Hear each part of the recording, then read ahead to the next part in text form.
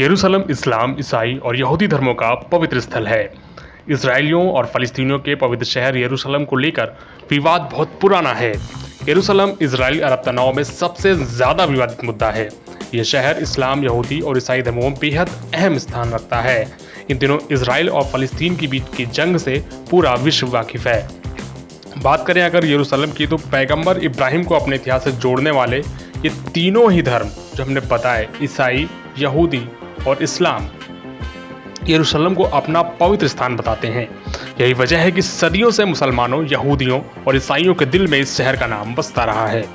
Hebrew भाषा में यरूशलेम और अरबी में अल कुदस के नाम से जाने वाला ये शहर दुनिया का प्राचीनतम शहरों में से एक है।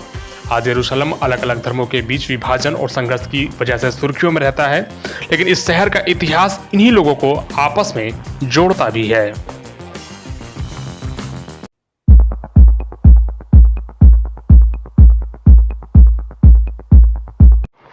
शहर के केंद्र बिंदु में एक प्राचीन शहर है जिसे ओल्ड सिटी कहा जाता है। सकरी गलियों और ऐतिहासिक वास्तुकला की भूलभुलैया इसके चार इलाकों ईसाई, इस्लामी, यहूदी, आर्मेनियाई को परिभाषित करती है। इसके चारों ओर एक किलेनुमा सुरक्षा दीवार है जिसके आसपास दुनिया के सबसे पवित्र स्थान हैं। हर इलाके की अपनी आबादी है। ईसाई के 2 इलाके हैं, क्योंकि आर्मेनियाई भी ईसाई ही होते हैं, तो चारों इलाकों में सबसे पुराना इलाका आर्मेनियाइयों का है। ये दुनिया में आर्मेनियाइयों का सबसे प्राचीन केंद्र है। सेंट जेम्स चर्च मोनेस्ट्री में आर्मेनियाई समुदाय ने अपना इतिहास और संस्कृति सुरक्षित रखी है।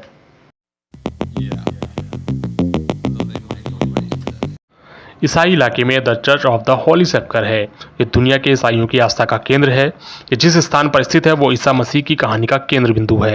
यहीं ईसा मसीह की मौत हुई, उन्हें सूली पर चढ़ाया गया और यहीं से वो अवतरित हुए।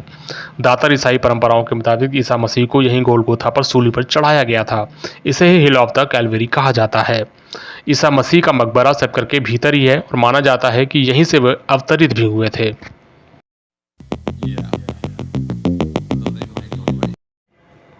मुसलमानों का इलाका चारों इलाकों में सबसे बड़ा है। यहीं पर डोम ऑफ द रॉक और मस्जिद अल अक्सा स्थित है। यह एक पठार पर है जिसे मुस्लिम हरम अल शरीफ या पवित्र स्थान मानते हैं। मस्जिद अल अक्सा इस्लाम का तीसरा सबसे पवित्र स्थान है और इसका प्रबंधन इस्लामिक ट्रस्ट करती है, जिसे वक्फ कहते हैं। मुसलमानों का ऐसा विश्वास है कि पैगंबर मोहम्मद ने मक्का से यहाँ तक एक रात में यात्रा की और यहाँ की पैगंबरों की आत्माओं के साथ चर्चा की। यहाँ से कुछ कदम दूर ही डोम ऑफ द रॉक्स का पवित्र स्थल है। या वही पत्थर भी है जहां माना जाता है कि पैगंबर मोहम्मद ने यहीं से जन्नत की यात्रा की थी। मुसलमान हर दिन यहां बड़ी संख्या में आते हैं और खासकर रमजान के महीने पे ये तादाद बहुत ज़्यादा होती है।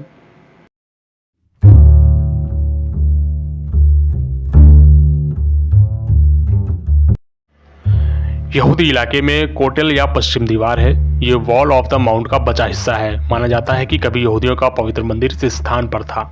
इस पवित्र स्थल के भीतर ही द हॉली ऑफ द हॉलीज या यहूदियों का सबसे पवित्र स्थान था। यहूदियों का विश्वास है कि यही वो स्थान है जहां से विश्व का निर्माण हुआ और यहीं पर पैगंबर इब्राहिम ने अपने बेटे इसहाक की बलि देने की तैयारी की थी। कई यहूदियों का मानना है कि वास्तव में डोम ऑफ द रॉक ही हॉली ऑफ द हॉलीज है।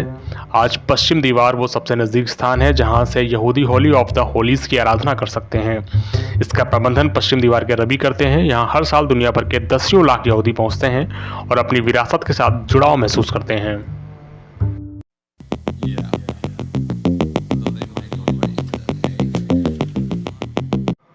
फ़लस्तीनी और इजरायली विवाद के केंद्र में प्राचीन यरूशलेम शहर ही है। यहाँ की स्थिति बहुत ही मामूली बदलाव भी कई बार हिंसक और बड़े विवाद का रूप ले लेती है। यही वजह है कि यरूशलेम में होने वाली हर घटना महत्वपूर्ण है। इस प्राचीन शहर में यहूदी, ईसाई और मुस्लिम धर्म के सबसे पवित्र स्थान मौजूद हैं। यह शहर सिर्फ धार्मिक रूप से ही नहीं बल्कि कूटनीतिक और राजनीतिक रूप से भी बेहद अहम है। अधिकतर इजरायली यरूशलेम को अपनी अविभाजित राजधानी मानते हैं और इजरायली राष्ट्र की स्थापना 1948 में हुई। तब इजरायली संसद को शहर के पश्चिमी हिस्से में स्थापित किया गया था। 1967 के युद्ध में इजराइल ने पूर्वी यरूशलेम पर भी कब्जा कर लिया। प्राचीन शहर भी इजराइल के नियंत्रण में आ चुका था। बाद में इजराइल ने इस इलाके पर कब्जा कर लिया, लेकिन इसे अंतर्राष्ट्रीय मान्यता नहीं मिली। यरूशलेम पर इजराइल की पूर्ण संप्रभुता को अभी तक मान्यता नहीं मिल सकी है और इसे लेकर इजरायली नेता अपनी खींच जाहिर करते रहे हैं। जाहिर तौर पर फ़लस्तीनियों का नज़रिया इससे बिल्कुल अलग है। वो पूर्वी यरूशलेम को अपनी राजधानी के रूप में मांगते हैं और इसराइल फलस्तीन विवाद में यही शांति स्थापित करने का अंतर्राष्ट्रीय फार्मूला भी है।